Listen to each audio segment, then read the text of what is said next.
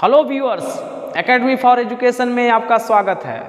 आज हम एक ऐसे टॉपिक की बात करेंगे, बहुत इनिशियल टॉपिक है, जिस टॉपिक का नाम है भूकंप, अर्थक्वेक। यह अर्थक्वेक जो है ज्योग्राफी का एक टॉपिक है जो ये दुनिया के लिए या पूरे विश्व के लिए या पूरे भारत के लिए क्या है, ये एक बहुत बड़े खतरा के लिए जाना जाता है। चलिए हम बात करते हैं भारत में भूकंप के बारे में। इसके पहले हम जान लेते हैं भूकंप है क्या।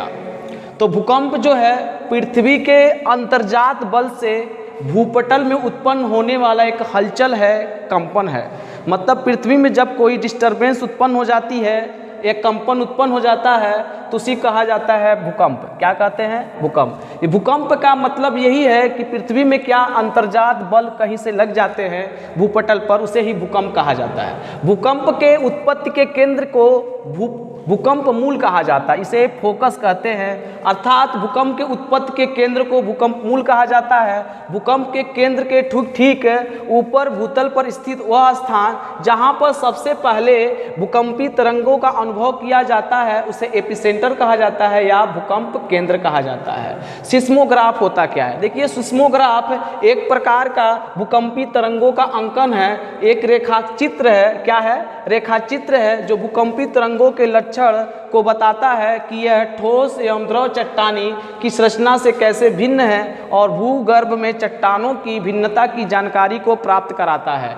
चलिए एक बात और कर लेते हैं, भूकंप तरंगे कितने प्रकार के होते हैं? तो भूकंप तरंगे 3 प्रकार के होते हैं। कितने प्रकार के होते हैं? 3 प्रकार के। पहली तरंग को कहा जाता है पी तरंग, दूसरे तरंग को कहा जाता है यस तरंग और तीसरी को यल तरंग कहा जाता है। तो 1 बाय 1 जो हम इसके बारे में बात करते हैं। पी तरंग को एक और नामों से जाना जाता है, प्राथमिक तरंग, प्राइमरी वेव्स या प्रेशर वेव्स के नाम से जाना जाता है। इसमें तरंगे जो होती हैं, इसकी चाल जो होती है पी तरंगों की सर्वाधिक होती है, जबकि आवृत्ति भी क्या होती है? सर्वाधिक होती है। ऐसे अनुदैर्ध्य तरंग भी कहा जाता है। क्यों अनुदैर्ध्य तरंग कहा जाता है? क्योंकि ये कणों का कंपन तरंग की दिशा के समानांतर होता है और इसका संचरण जो होता है ठोस, तरल और गैस तीनों में होता है। तो पी तरंगों में यह स्थिति उत्पन्न होती है। दूसरा तरंग का नाम क्या है? यस तरंग। यस तरंग को द्वितीयक तरंग कहा जाता है, इसे गौड़ तरंग कहा जाता है, इसे सेकेंडरी वेव्स भी कहते हैं। यह केवल ठोसों में चलता है। इसमें चलता है ठोसों में। इसे ही अनुप्रस्थ तरंग भी कहा जाता है। यह कणों का कंपन जो है तरंग दिशा के लंबवत होता है। और तीसरा तरंग का नाम है यल तरंग, इसे पृष्ठीय या सतही तरंग कहा जाता है। यह धरातल के समीप चलता है। कहाँ चलता है? धरातल के समीप। इसे अनुदैर्ध्य अनुप्रस्थ तरंग भी कहा जाता है। यह सर्वाधिक विनाशकारी होता है। यह कैसा तरंग होता है? सर्वाधिक विनाशकारी तरंग होता है। अब बात कर लेते और इसके आगे भूकंपों का वर्गीकरण देखा जाए तो इसे कई भागों में वर्गीकरण किया गया है। पहला है सामान्य भूकंप। इसकी उत्पत्ति कब होती है, कहाँ होती है? 50 किलोमीटर के अंतर्गत होती है। मतलब 50 किलोमीटर गहराई में जाने पर सामान्य भूकंप की क्या होती है? उत्पत्ति होती है। माध्यमिक भूकंप क्या होता है? 50 से 250 किलोमीटर में उत्पन्न होती है, जबकि गहरा भूकंप जो होता है 250 से 270 किलोमीटर के बीच में क्या है? उत्पन्न होती है। अगर बात और कर लिया जाए भूकंप में प्रतिवर्ष विश्व में भूकंप जो है प्रतिवर्ष 8000 से अधिक भूकंप हमारे पूरी दुनिया में आते हैं।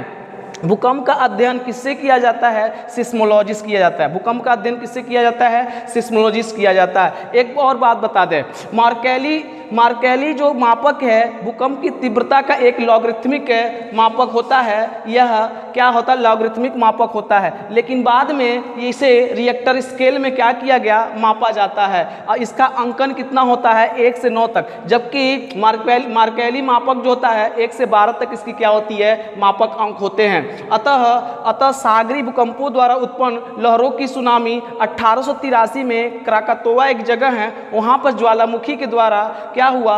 ये भूकंप उत्पन्न हुआ जिसमें सुनामी की उत्पत्ति हुई। पहली बार सुनामी वहाँ पर देखा गया जो 120 फीट की ऊंचाई पर निकला था।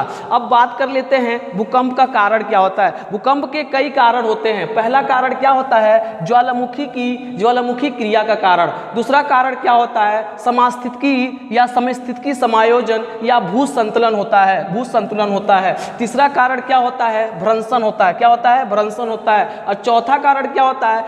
प्रत्यास्थ पुनश्चलन सिद्धांत होता है और लास्ट कारण क्या होता है, प्लेट विवर्तनीय सिद्धांत होता है। अब हम बात कर लेते हैं भारत का भूकंप का क्षेत्र। तो देखिए भारत के भूकंप का क्षेत्र को बात करने से पहले ये जान लेते हैं कि जो भारतीय मानक ब्यूरो है वो तीव्रता की दृष्टि से इसे 4 क्षेत्रों या 4 जोन में क्या किया गया है, बांटा गया है। पहला जोन 5 के नाम से जाना जाता है, जोन 5।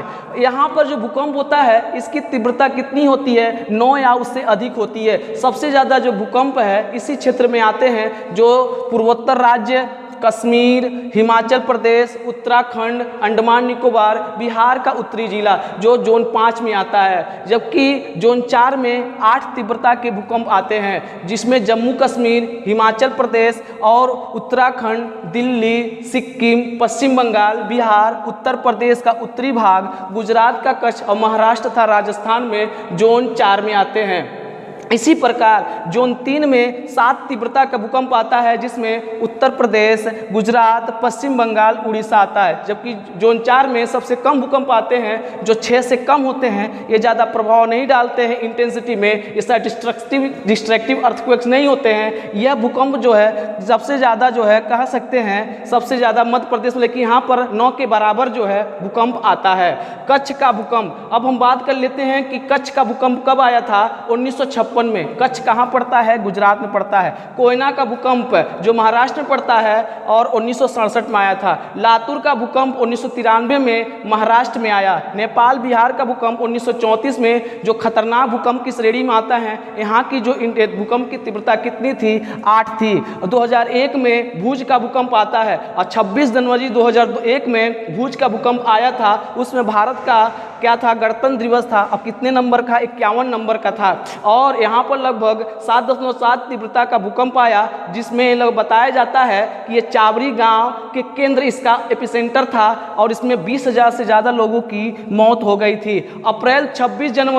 26 अप्रैल 2015 को और 25 जनवरी अप्रैल 2015 को क्या हुआ, भारत में भी और नेपाल भारत में भूकंप आया। और उसके बाद आफ्टर शॉक आने लगे। 1999 में चमोली उत्तराखंड में क्या हुआ, भूकंप आए। अब बात कर लेते दोस्तों, और बात करते हैं भारत की या दुनिया की सबसे खतरनाक भूकंप जो था वो कहाँ पर आया था, इंडोनेशिया सुमात्रा का केंद्र पर आया हुआ भूकंप, जिसमें बताया जाता है 2,83,106 लोगों की मृत्यु हुई। और ये हिंद महासागर होते हुए भारत के श्रीलंका और मालदीव में भी यह भूकंप आया था। और 26 दिसंबर 2004 को यह भूकंप आया था, जिसमें बताया जाता है कि 2,83,106 लोगों की मृत्यु हुई। और यह भूकंप जो है भारत में सुनामी ला करके 15,000 से ज़्यादा लोगों की क्या हो गई थी, मौत हो गई थी। अब हम बात कर लेते हैं, ये जो भूकंप आया था जो दिसंबर 26 2004 को आया था, इस भूकंप को एक नाम से और जानते हैं। इसका नाम है बॉक्सिंग डे सुनामी के नाम से है। यह दोस्तों क्या था, हमारा भूकंप का टॉपिक था। इसी प्रकार हम अन्य वीडियो मिलते रहेंगे, इंफॉर्मेटिव बातें रहेंगे, जो हर एग्जाम के लिए क्या होता है, इसमें एग्जाम के क्वेश्चन आते रहते हैं। इसी प्रकार से हम अन्य वीडियो मिलेंगे। Thank you very much.